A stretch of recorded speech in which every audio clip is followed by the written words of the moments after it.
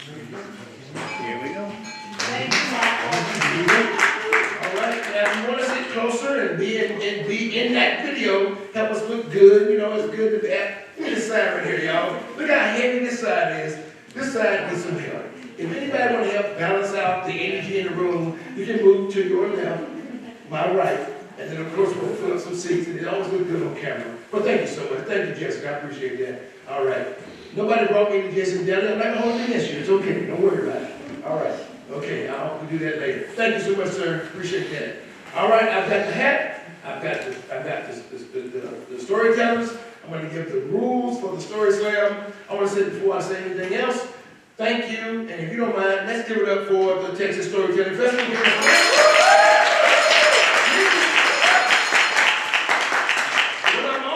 Is stalling just a little bit to give one more person a chance to get in here that may be over there enjoying the festivities. Somebody might have got that person, you know, tied up with conversation or whatever. So there it is. Are you a storyteller, sir? Yes. Are you in the story slam? If I could. Oh, did you register for the story slam today? No, I guess I did not. All right. So would you like to register? Yes. All right. Do you have a 3-minute story, not a 5-minute? 3 minutes. 3 minutes, yes. That's the rule that everybody already knows. All right? All right, so I gotta do it. I gotta give you a chance on it.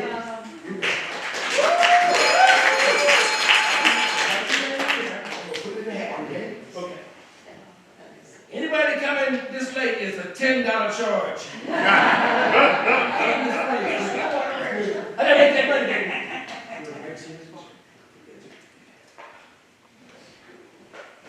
Y'all get up for John. All right, I'm gonna finish the MC spiel. If somebody else comes in that's registered, we'll add them to that, and we're done adding people. When we start the slam, okay? All right. So this is the story slam. It is 3 minutes. The reason why we made it 3 minutes is because we had so many people sign up. Want to make sure that we gave you 3 minutes instead of 5, so we can get everybody a chance to get in this thing, okay? So since we have added 3 minutes, and since we only have right now 16 storytellers, so we're probably guaranteed to get everybody on stage, and that's great. Because it's tough to come up here, travel all that way, and with no guarantee of getting on. So I'm so glad that you showed up, that we could possibly do that, okay? We do have a sacrificial teller. We got that happening. Let me give you the rules again. It's simple. You gotta, when I call your name, we start pull randomly from the hat, you'll come up, and remember now, time starts when you start talking, not when you start your story.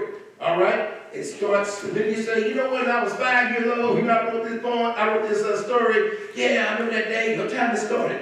All right? If you go over time, there's a 0.5 time penalty after 3 minutes and 10 seconds. You got a 10-second grace period. That's it. I didn't tell y'all that because I didn't want you to write for 3 minutes and 10 seconds. 3 minutes. Okay? So you know, sometimes nerves, you get nervous. How you doing, ma'am? Are you in the story slam as well? No? Anybody? Just here to listen? Well, thank you very much. Hey, what about this side over here? Come on, go.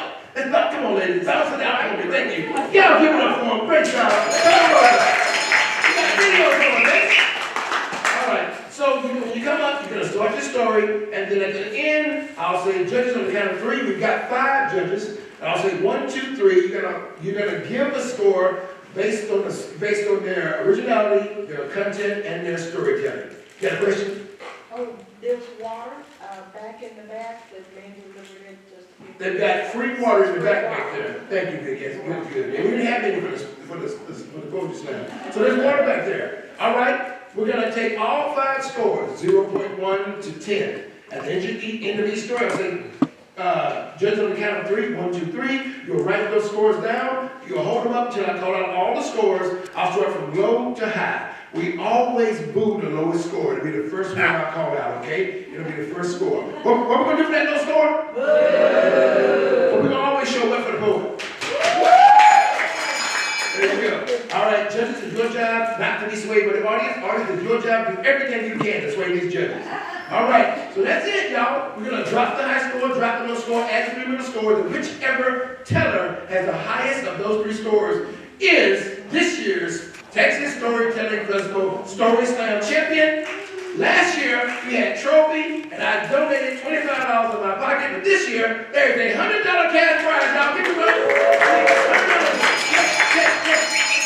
And trophy. There you go right there. All right, so we're good to go. Oh, y'all ready for this thing to start? Say yeah. Yeah. Say yeah.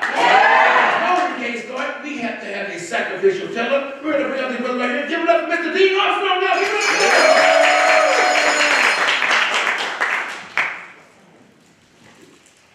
What's a sacrificial teller? Who said that? All right, so, well, you'll see in a minute. Just let the process. In the early 1970s, I worked for a radio dispatch cab company in Phoenix, Arizona. I was both a dispatcher and a driver.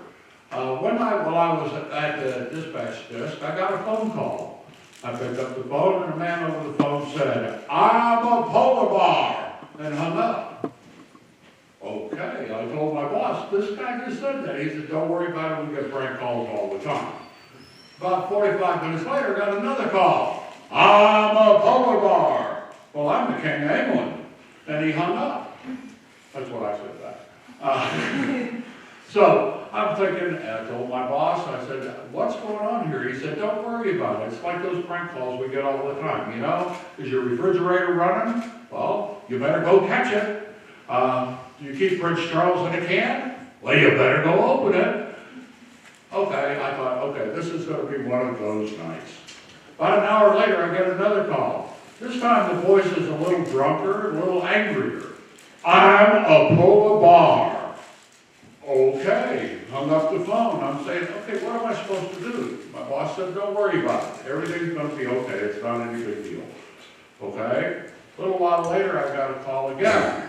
This voice says, "I'm a polar bar," and hung up.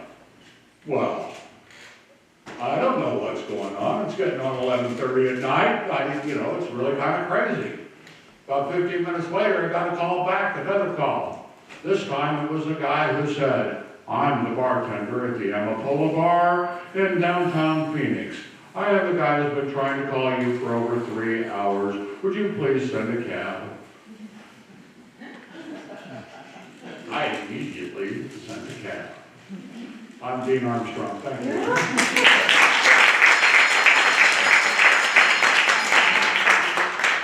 All right, a sacrificial teller is someone who comes up and shares a poem to kind of warm up the judges, right? I haven't pulled from the hat. That means that person is not a part of the competition. He's just someone who's warming up the judges so we can get it going, okay? All right, that being said, judges on the count of 3. 1, 2, 3. Hold my pie.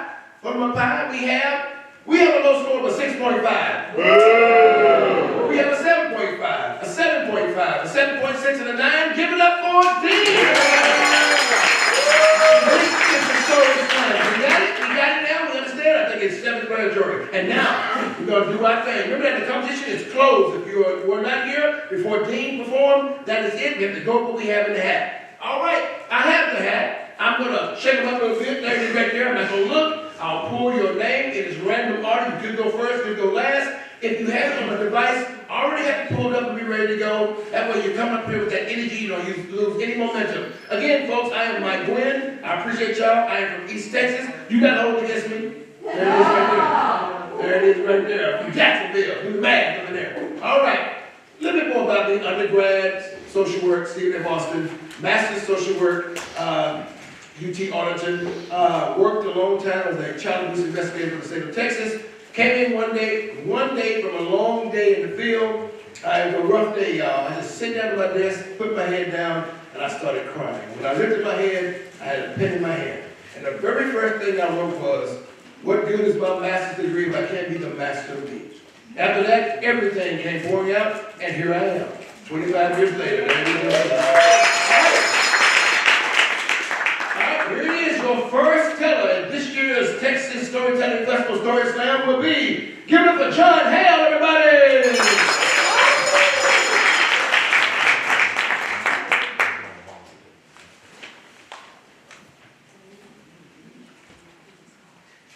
It was my first day on the job for that summer. I've been working part-time in the evenings, and I was only 15 years old, so now I got to work a whole day and get a big paycheck at the end of the week.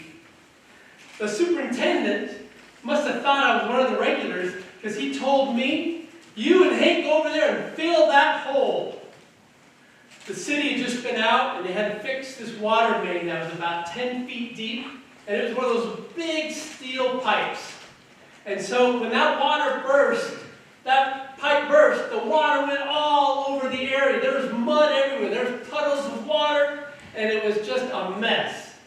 Now they fixed that big steel pipe, and they were ready to leave and have somebody fill it in. So our superintendent said, that's all right. Hank and John will fix it.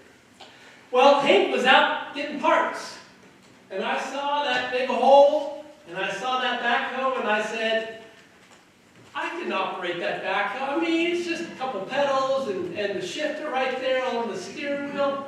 So I did. I got up in there without inspecting the backhoe. I just got straight up on there in the cab, and I started figuring it out. I'm like, okay, I got this. Backed it up, and I started scooping up that dirt, that mud, the water, whatever it was, and put it in that big hole, 10 foot deep, 10 foot across, 10 feet wide. And it started filling up, and that area started looking pretty good. All the mud was starting to disappear, all those piles of dirt and all the puddles of water was moving away. And I had that hole filled up. And the last little bit, I was able to get some of the fresh dirt and pick that up and start packing it on top of all that mud. And now I've got a foot of dirt on top of that mud. And I started packing it down with the bucket of the backhoe. And I was feeling pretty good. I got this all figured out now. And once I had that down, it looked pretty good. So I thought, I'm going to pull out, and I'm going to use the back tires that are big, huge air tires and really tamp it down. And I started doing that left and right. All of a sudden, boom! It started to sink down into that like it was quicksand. And it started sinking. And all I could do was scramble out of the cab and get out there on that backhoe. And I was up there on the bucket when it hit that steel pipe, and a fountain of water flew up, and it was all over everywhere. Water spraying, mud everywhere, water puddles everywhere. And I learned, if you ain't trained, you aren't authorized, don't get on the backhoe.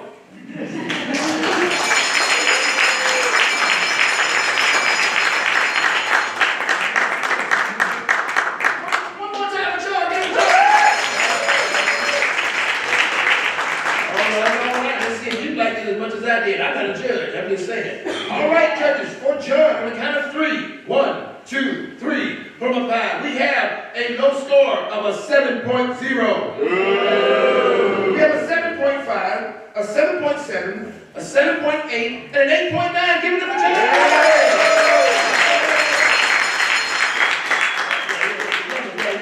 All right. Now get ready for the next teller segment. Ready for the next teller segment. Coming up next, and I hope you're ready. Give it up for Justin, everybody. Come on, Justin.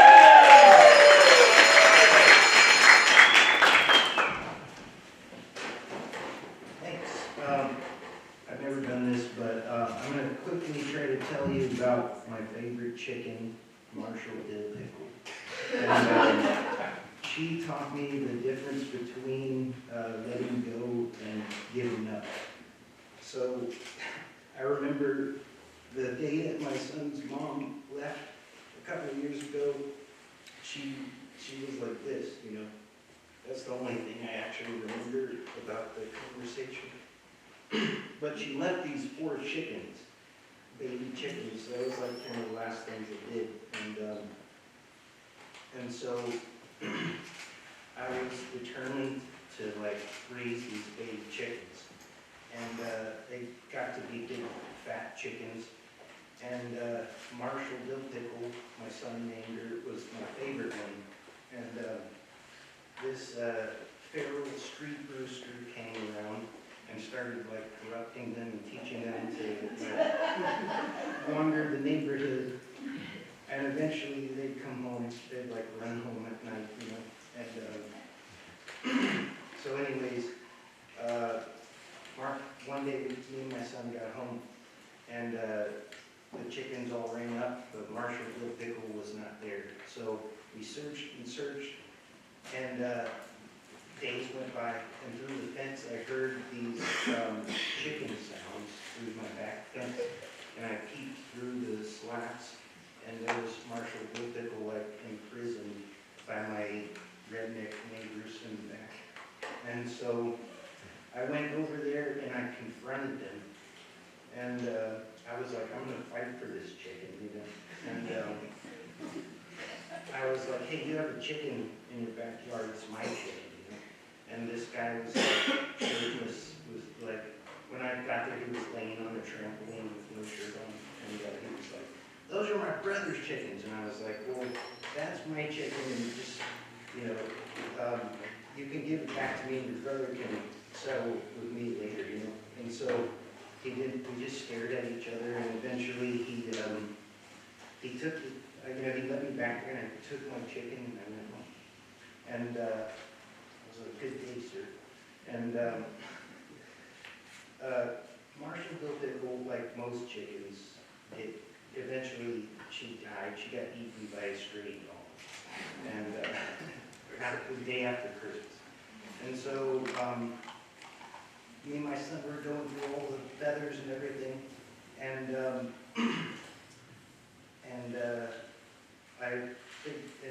we were crying and everything, and then I opened my hands like this, and my son put an egg in my hand. So now I've got 15 more chickens, you know, after some years.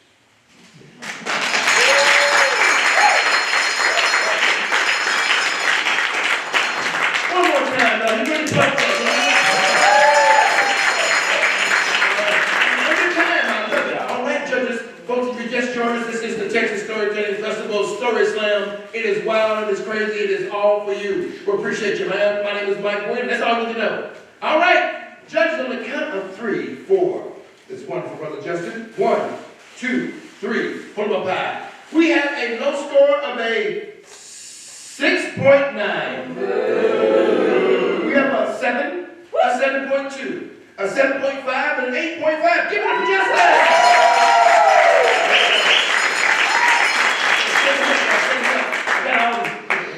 All right, coming up next, we have show some love for the beautiful Emmanuel A. Garcia.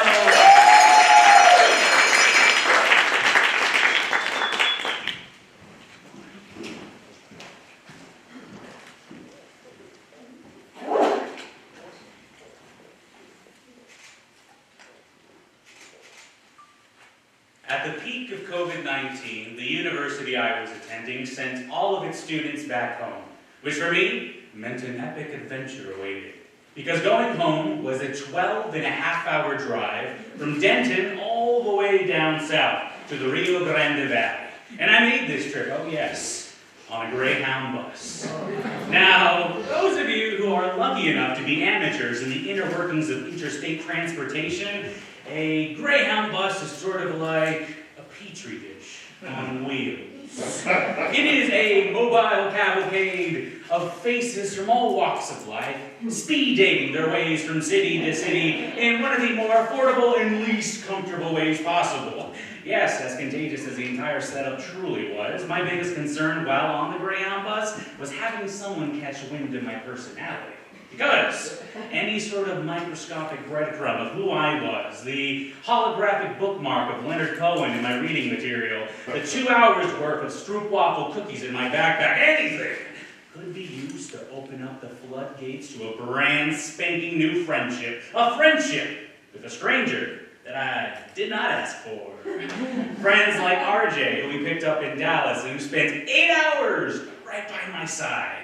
He was traveling with 2 very heavily pregnant pit bulls on a quest given to him by God, or so he says, to stop Elon Musk from opening up a wormhole to another dimension via the SpaceX launch site in Brownsville, Texas. RJ. Oh, he was telling me things like, Sonny, you need to understand something. You look a computer in the eyes for long enough, you can see an anagram for doomsday behind that screen. Classic RJ.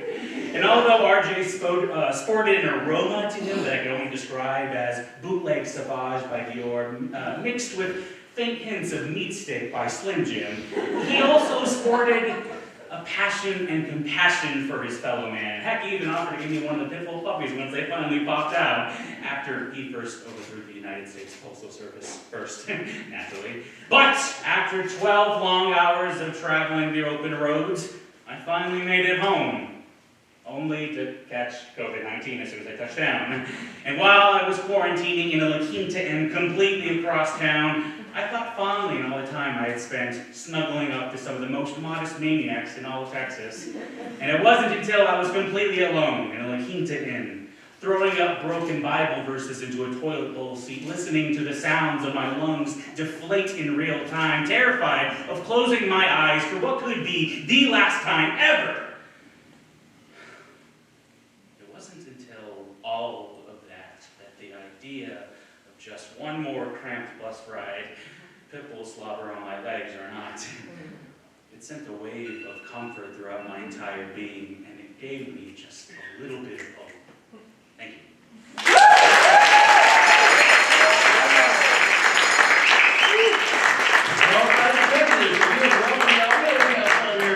All right, for Emmanuel, on the count of 3. 1, 2, 3. Hold up high. We have a low score of an 8.5.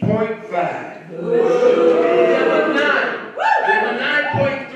A 9.8 and a 9.9. Get up on that board.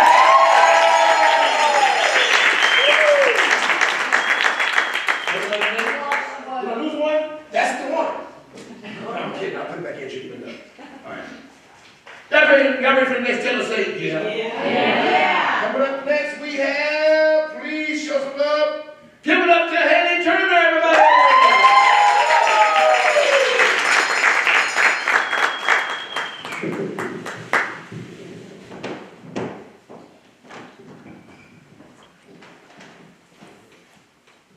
I moved away from my hometown in Dallas to rural Tyler, East Texas.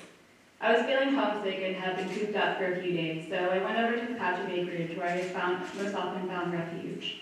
My only concern in my walk of solitude was encountering the infamous, aggressive, wild pigs that were notorious for overrunning the land. As I was clearing my senses, I walked across the open field towards the woods, further out of sight where anybody can see me. The longer I walked, the more brave and confident I felt because I didn't see any threats. And then I kneeled down to the grass and heard a rustling nearby. I turned around to see a wild pig starting towards me from the woods, and I bolted. All of the years of track prepared me for this very moment. I engaged perfect form as I hurdled quick, long strides over straight branches and tall weeds like a bounding gazelle. My breath fell into a steady rhythm, and my heart pounded against my chest. With my eyes fastened forward, I cut through the field and heard unified swine squeals taunting me from the distance in the woods. I'm pretty sure the pig had the very same experience as me. Looking back on the event, I realized this was an appropriate reaction of fear. I encountered a real and physical threat to danger, and my body responded instinctively to protect myself. For the entirety of my life, I struggled with paralyzing fear from things that posed absolutely no threat to my physical safety, and this experience showed me when the fear response is necessary and when it's not, and thus began a shift in my relationship with fear. I felt more confident now, and I wanted to defy fear, so of course, I encountered on more walks to find these pigs and to prove to myself that I was brave, but alas, no pigs. In a desperate attempt, I called out for them. Here, pigs! Here, pigs! Suey! Suey! Suey! I was instead welcomed with a herd of hungry cows who came stampeding towards me. I could not run them and had to take refuge in a cluster of thorny trees. I was trapped. They just stood there and stared at me, and I knew as soon as I would try to make a break for it, they would headbutt me until I was dead. Apparently that's also the same call you make to cows at feeding time. The day finally came when I encountered those elusive hogs. I sat up on a fence and just quietly observed them from a distance, watching my mama and her 3 babies nuzzle through the ground for food. These beastly creatures were no longer scary and threatening, and I appreciated the purpose they served in my life. This impromptu initiation into East Texas taught me to look at fear in a new way, showing me the strength that was in me all along. I'll never forget that moment of connection with the wild animal that led to this transformation in growth. And now whenever I hear people talk about how those hogs are a relentless nuisance that need to be eliminated, I stand up for them. I love those misunderstood groups.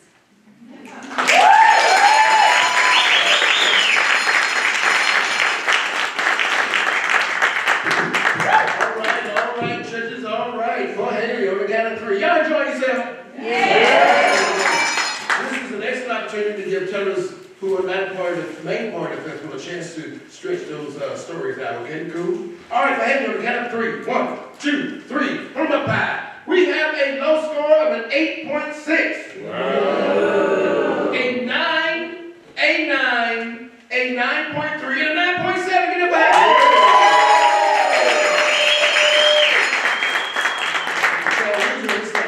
All right. By the way, Haley is last year's defending slam champion. Give it back. All right, here we go. Next one to the mic is, y'all get up for Mr. Hank, y'all. Come on, Hank.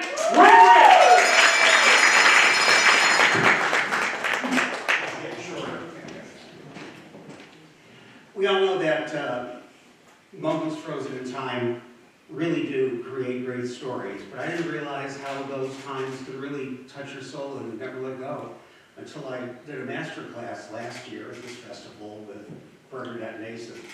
The exercise was, we're supposed to think of a car that somebody owned in our family, where it was parked, its color, its year, and to look at that as a very special image, as a connection to somebody else. So it was easy for me. I lived with my grandparents, so I thought about my grandfather's car.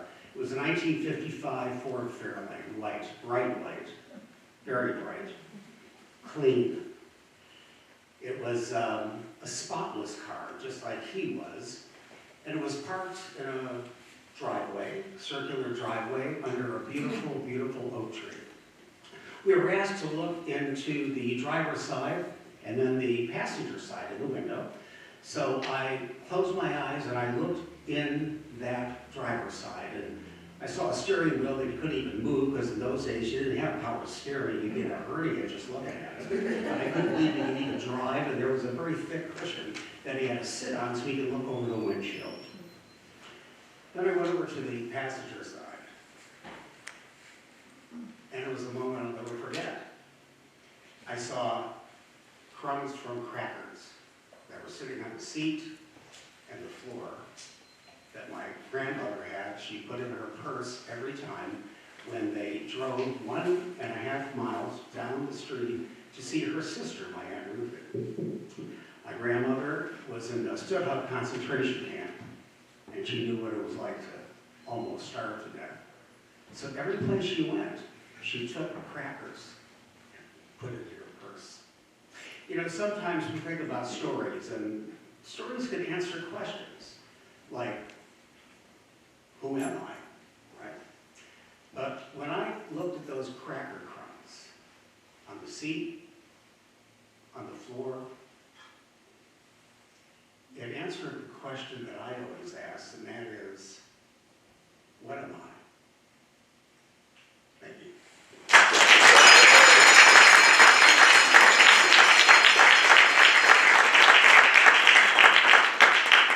All right, judges, look at this water over there, water. Hey, if you don't mind, y'all, give it up for security over there, y'all. Give it up for security. These guys, give it up for our photographer and cameraman and press now. Give it up for everybody. There you go. And give it up for UNT in the house, y'all. UNT's in the house. All right, hey, on the count of 3. 1, 2, 3, put 'em up high. We have a low score of a 7.0. We have an 8.0, an 8.4, an 8.9, and a 9.4. Give it up for Hank, everybody. And at the end, what we do, if we have time, we're going to allow some of you who have books and some other things you got going on, we want you to come up here and tell us about it, okay? We don't want to lose this opportunity as well. All right, y'all ready for the next teller? Say yeah? Yeah. Coming up next, please welcome, and I hope you're ready. Give it up for Miss Jessica McCune, everybody!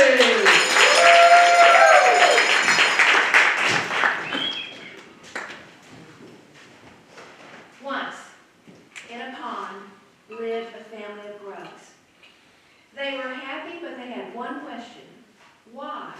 did someone take the call to climb up to the top of the lily pad and not come down and explain what was going on the other side? So they made a pact, a promise, and they all agreed if they ever climbed up the stalk of the lily pad, they would come back down and explain what was going on the other side. Sure enough, one of those grubs climbed up the stalk of the lily pad, climbed up on top. Oh, she was gorgeous. She became a dragonfly. All of the colors of the rainbow were in her wings. And she flew back and forth, back and forth, back and forth, and she could see her family's grubs and her grub bugs. They were there. And she'd land. And she tried to get down there. She couldn't do it. She flew back and forth, back and forth, back and forth, because she was going to keep her promise. But as she landed, she could not get to the bottom of the pond.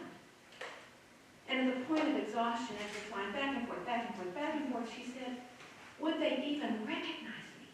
Would they believe me? Because I look so different. I'm so beautiful. And everything is beautiful. When we miss those who are gone, we're not sure that they're not flying back and forth, back and forth, back and forth, wanting us to know the beauty they live in every day. That story was given to me by my great aunt, Virginia, from East Texas. And you know, in East Texas, almost everybody's your aunt and uncle. And in Groveton, there were 8 siblings and 1 brother married into the Spence family in Crockett, 3 women. And immediately, kids, grandkids, great-grandkids had about 22 aunts and uncles. Virginia had just lost the love of her life over 60 years, John Doogie Collins. He had been as brave fighting aggressive leukemia as he was fighting fighter planes in World War II. She gave up the family house and moved into a 1-story condo. And she decorated with dragonflies. And as she sent out that change of address, the story from Walter Dudley Cowper was included about the dragonfly. Y'all clap for Virginia and John Doogie Collins and Walter Dudley Cowper.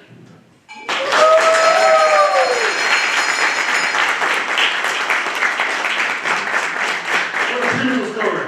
All right, we're going to keep it going. On the count of 3 for Jessica. 1, 2, and 3. You want to go 5? We have a low score of an 8.5. We have an 8.9. An 8.9. We have a 9 and a 9. Give it up for Jessica.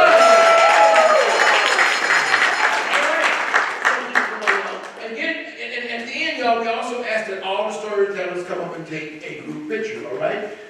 Thank you so much. All right, coming up next, that might be it right there. We have, give it up for, is it Nudie Burnett? Nudie! Everybody!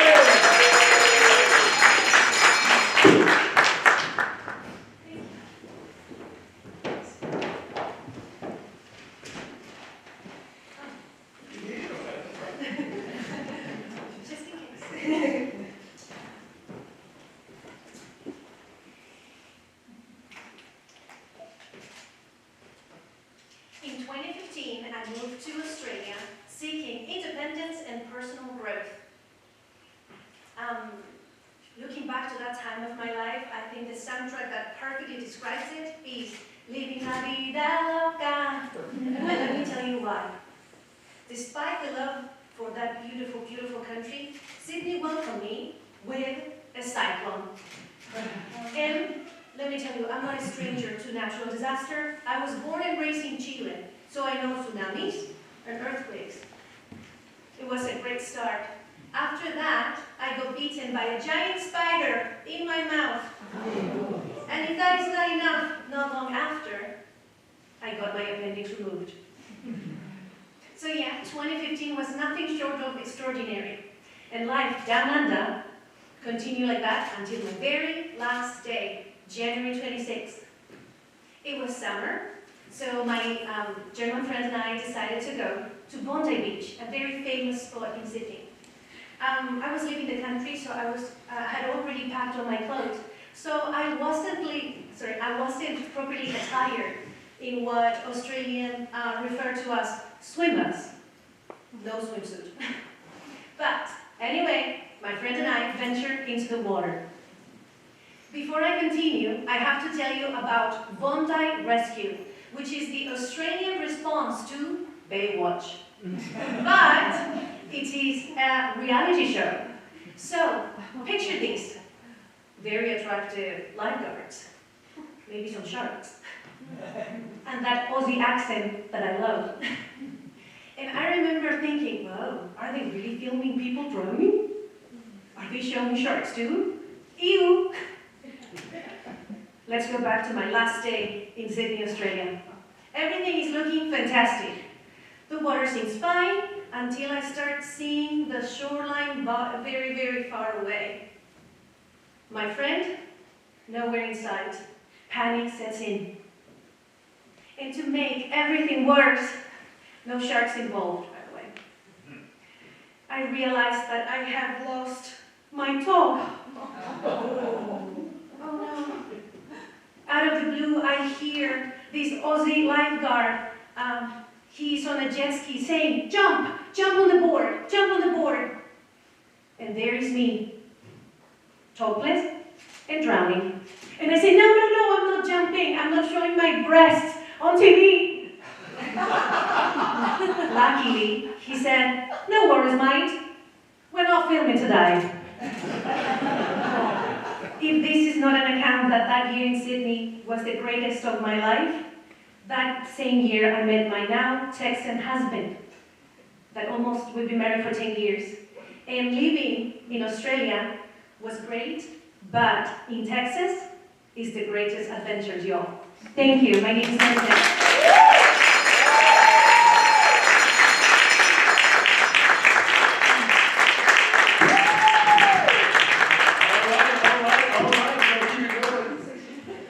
Judges, on the count of 3. 1, 2, 3. For Newton, we have a low score of an 8.5. 8.6. A 9.2. A 9.2 and a 9.7. Get it for Newton.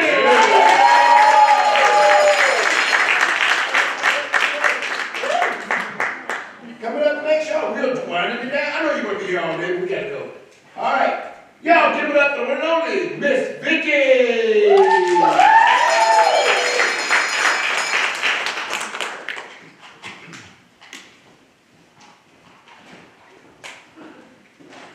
Y'all is quiet.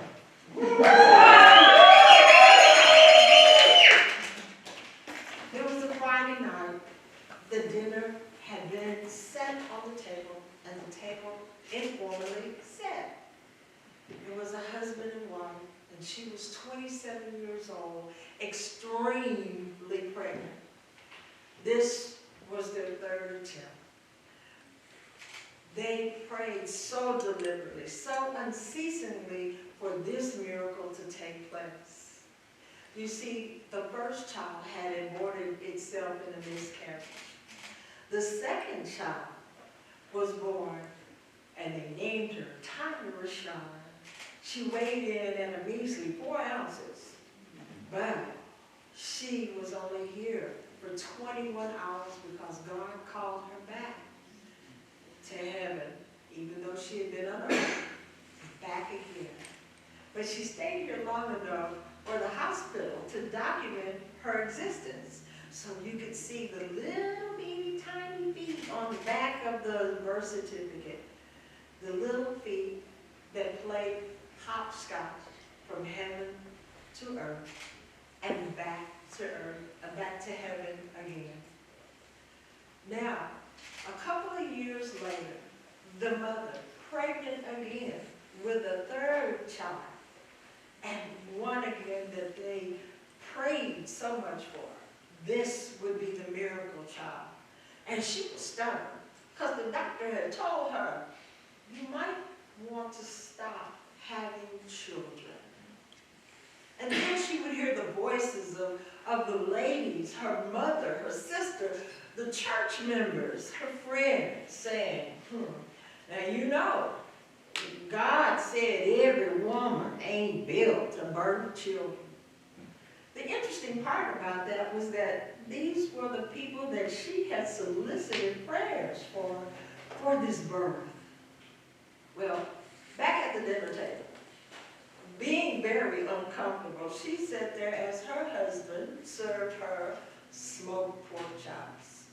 Yes. And after a few seconds into the meal, her birth process began. Yes, the water broke. And they rushed to the hospitals, Hillcrest Hospital in Waco, Texas. And about 3 hours later, they gave birth, and they named the child Viola. Yes, she was so perfect. She weighed in at 7 pounds, 6 ounces, and 21 inches long. Woo! Yes. And she was documented on the birth certificate as coming in on August the 30th. And she was finally the child who would later play hopscotch here on earth. She was born under the side of the child.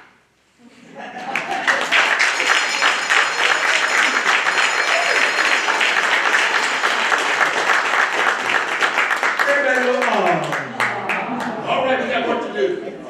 On the count of 3 for Miss Vicky. 1, 2, 3. We have a low score of an 8.5. We have an 8.9, a 9, a 9.6, and a 9.7. Give it up, y'all.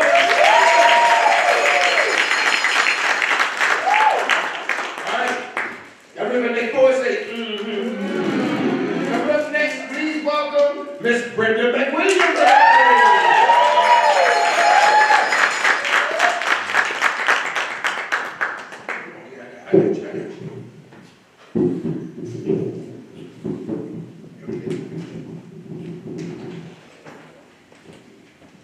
I was 10 years old when I caught a pig and made him my pet. That July 4th, my family camped as usual on the Sabine River, and the property owner, Mr. Harvey, let his hogs just run loose all over the river bottom.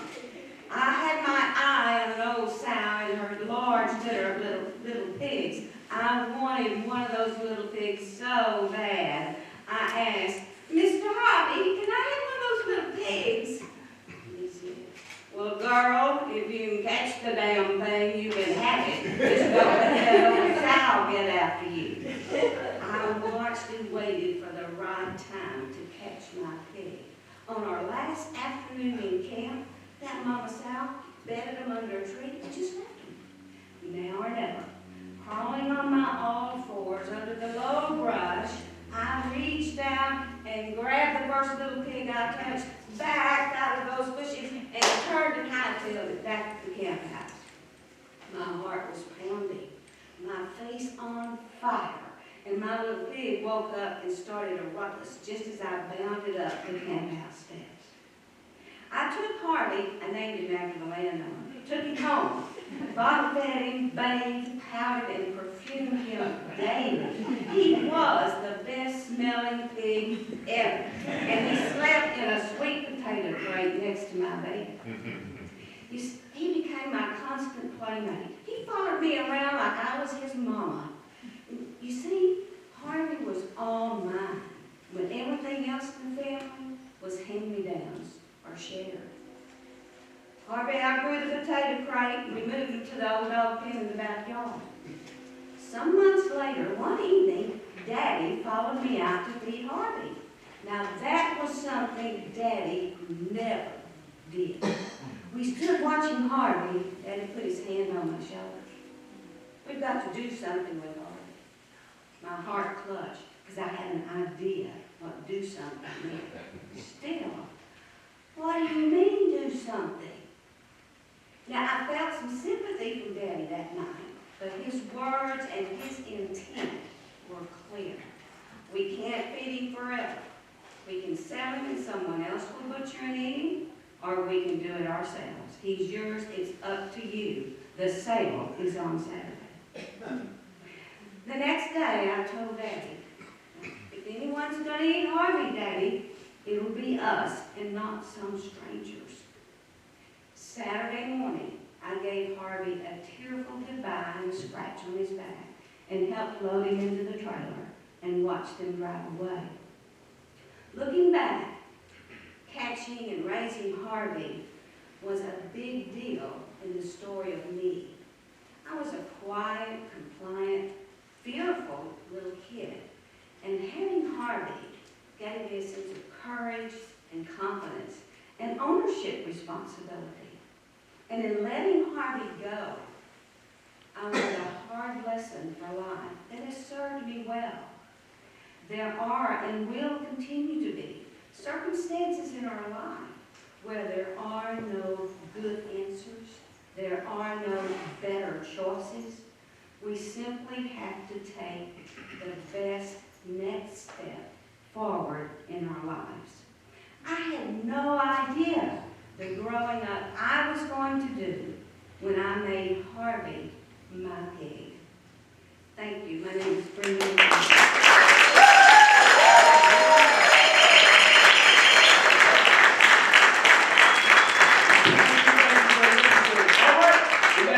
Remind everybody about that 3-minute time limit. We want to let you know. All right, cool.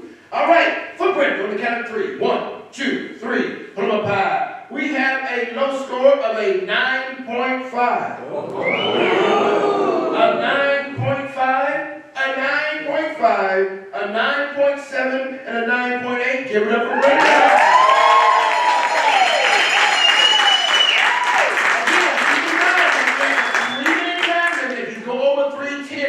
We start docking points, so that can affect your score. And that was in the rules, okay? Cool? All right, got ready for the next board. Next counter, say yeah. Yeah. Up next we have.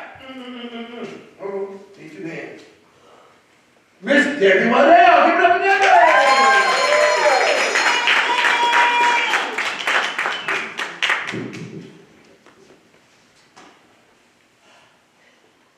There I am, running from those fat girl shamers. My 8-year-old body couldn't stop crying. My mother did not know what to do. And then she announced I would visit my nana-grandmother. As I walked into the house my grandfather built, I could smell long ago and no cement playgrounds.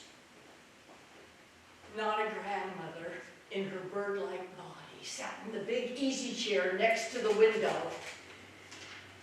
We talked without words, hugged each other round about, laughed until my hope pulsed inside out of me. You see out there, the theater yard where your mom and her sisters would put on shows? If you look closely, there's a little red house with no doors and no windows and a star inside. All I see is trees and grass and flowers, no little red house. You might go out and take a closer look. Look, I think you'll find a little red house with no doors and no windows and a star inside. The birds were splashing, the water singing, the grass tickling my toes, but no little red house with no doors and no windows and a star inside. I felt happy. I started to dance. Oh, I ran into a tree. An apple fell on my head. A red apple. A little red house with no doors and no windows. But apples don't have stars inside. I found the little red house with no doors and no windows, but apples don't have stars inside. Let's go star hunting. If you cut your apple from the stem down, no star. But if you cut it side to side, a star will appear. Now this star is like the one you have shining reminds you, no matter what happens, that you're strong, you're smart, you're creative, you're special. That was a growing up visit. I still cut my apple from side to side. It's amazing what star possibilities will do.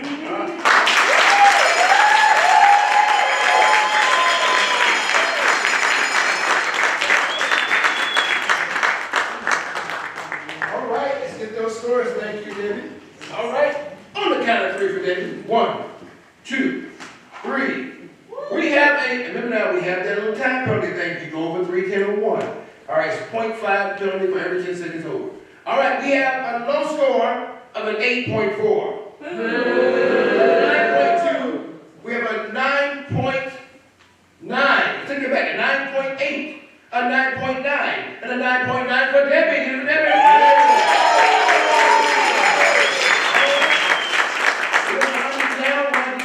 Now, 3 minutes, and I'm recording everything. All right, give it up for some money. Get some money, everybody. Some money.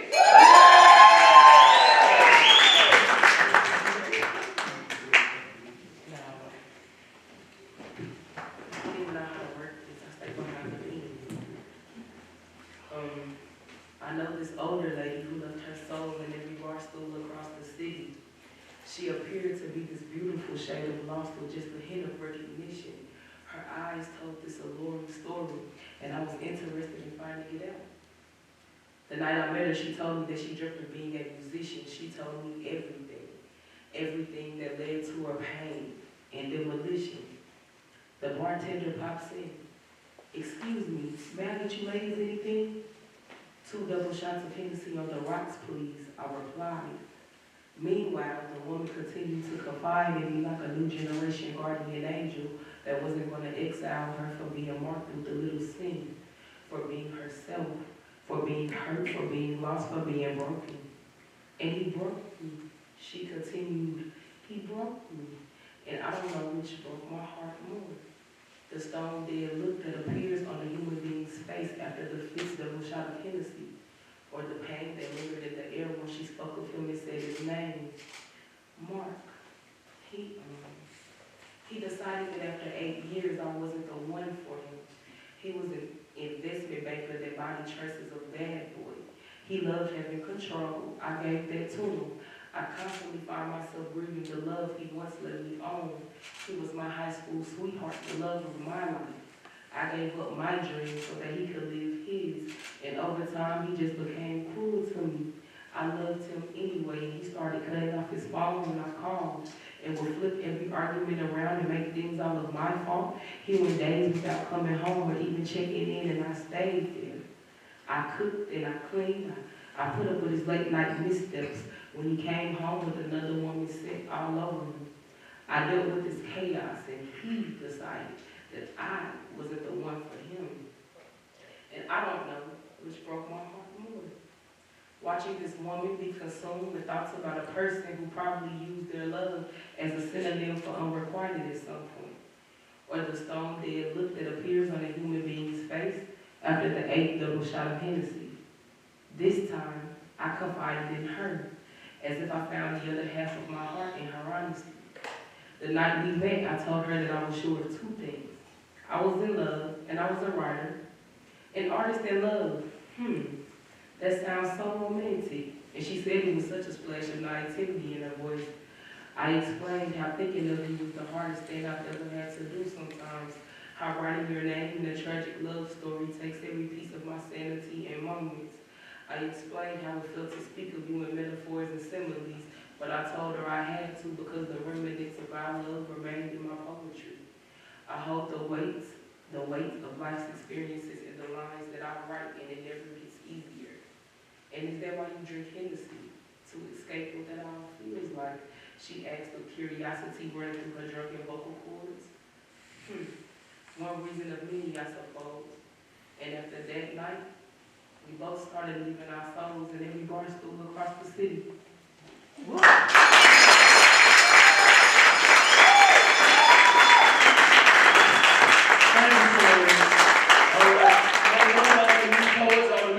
storytelling we've had today. It's been amazing. Y'all welcome again to the Texas Storytelling Festival's Story Slam. All right, we got work to do. On the count of three for somebody.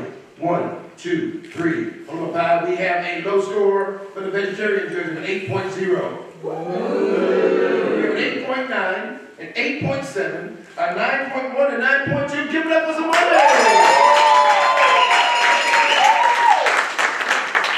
That's it, right there. All right, and give it up, keep it going for Jennifer.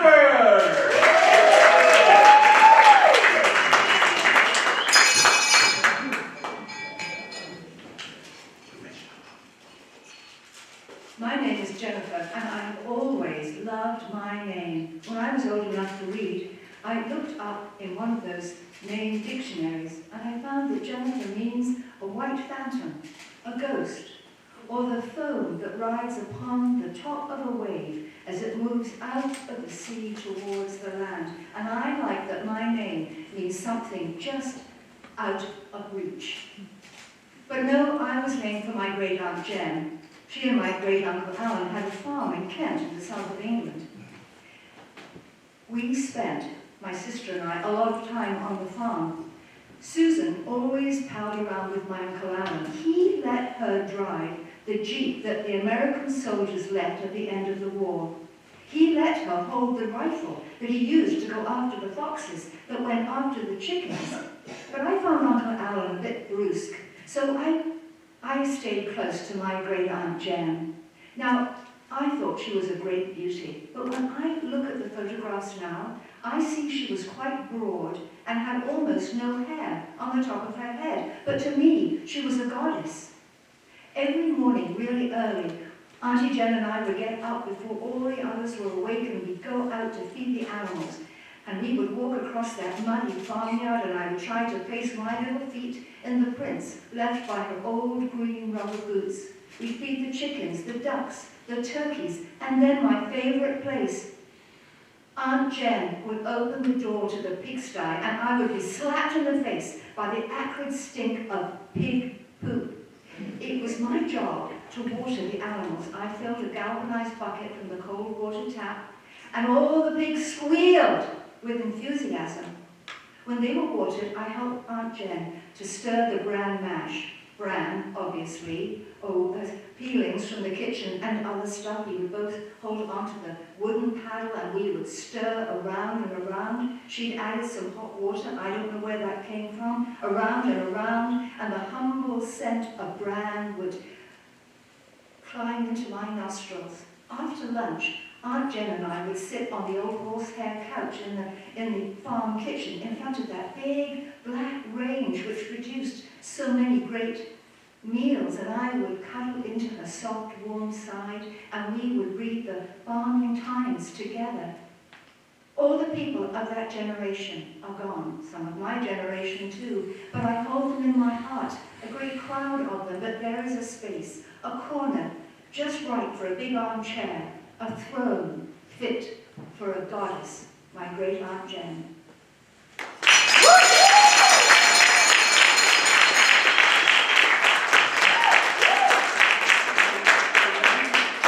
Amazing, amazing, amazing. All right, we're gonna keep it going, y'all. All right, for Jennifer, on the count of 3. 1, 2, 3. Hold them up high. Doing a great job, judges. We don't have security, by the way. We do. We have a low score of an 8.5. We have a 9, a 9.2, and a 9.4. Give it up for Jennifer. All right, we're going to have our final. I know you want to stay here all day. We got other stuff to do. Final 2 gentlemen. Give it up for Sandra.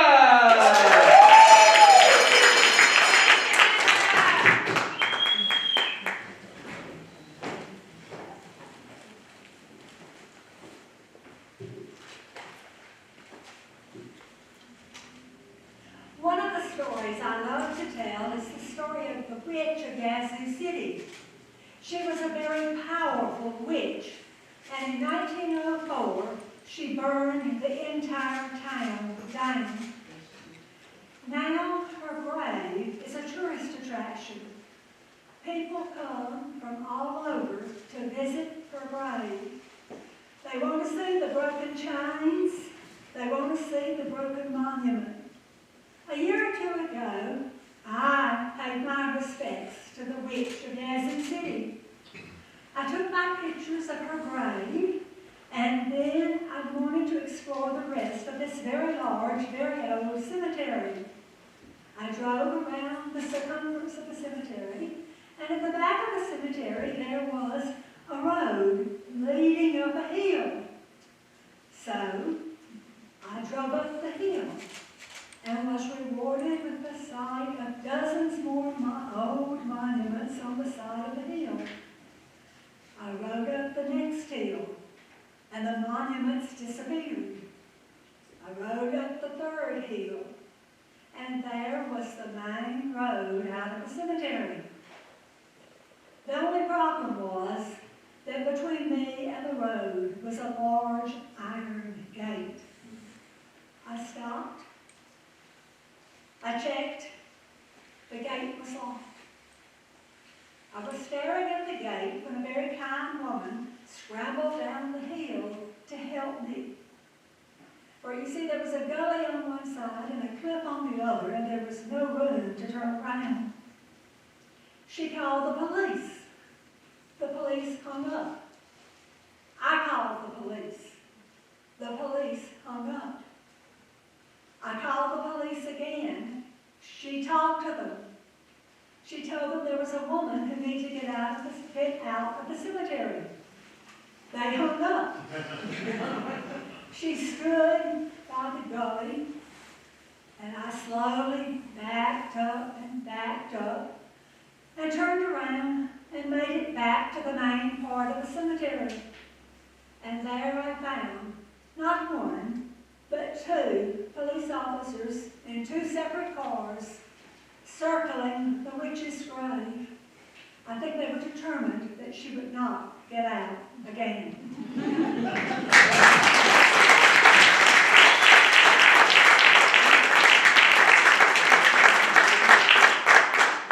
One more time, give it a second. That was a beautiful story. All right, friends, on the count of 3, 4. That's wonderful storytelling. 1, 2, 3. Hold them up high. We have a low score of an 8.5. We have an 8.7. We have a 9. We have a 9 and 9.1. But give it up for Sandra. I was going to go to 145, but you know what happened? I'm a professional. I'm kidding. We just they stayed on time. They did a good job. Give it up for Lauren, everybody. Come on, Lauren.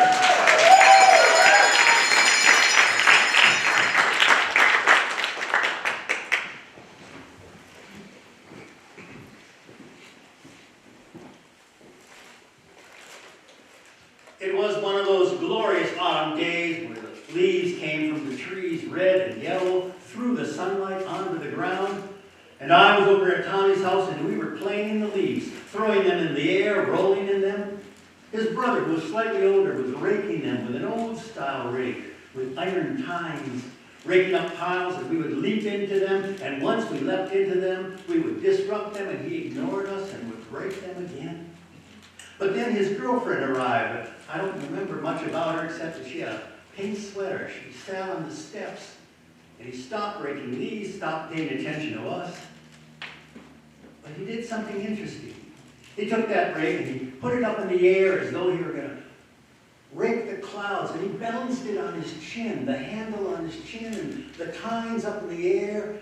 And at that moment, it turned and came down slowly and then faster, and it hit him in the forehead. He fell to the ground, and when he came up, the tines were stuck in his head, and when he popped them off, he began to bleed. The girlfriend screamed. His mother came to the door. She saw what was happening. She screamed. She ran out, and even though she was a small woman and he was a big, long man, she grabbed him in her arms and she ran down the street calling for a doctor. The girlfriend ran after her with her hands beneath his head trying to catch the blood.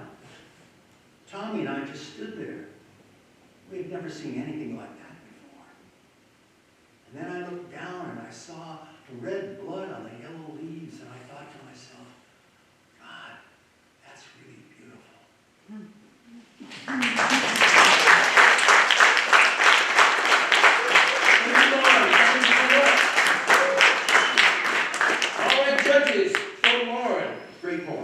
great stories, sir. 1, 2, 3. We have a low score of a 8.7. A 9.3. A 9.3 and a 9.9. Give it up for Lauren and all the tellers. All right, what I'm going to do, y'all, if you don't mind, I'm going to take a couple of minutes, y'all, just to make sure I double check all the stories and stuff. And when I do that, I want John, come up here. People who have books or products, I want you to come up there that were in today's Story Slam. Come up here and tell them about your stuff real quick. Anybody got any books or anything coming?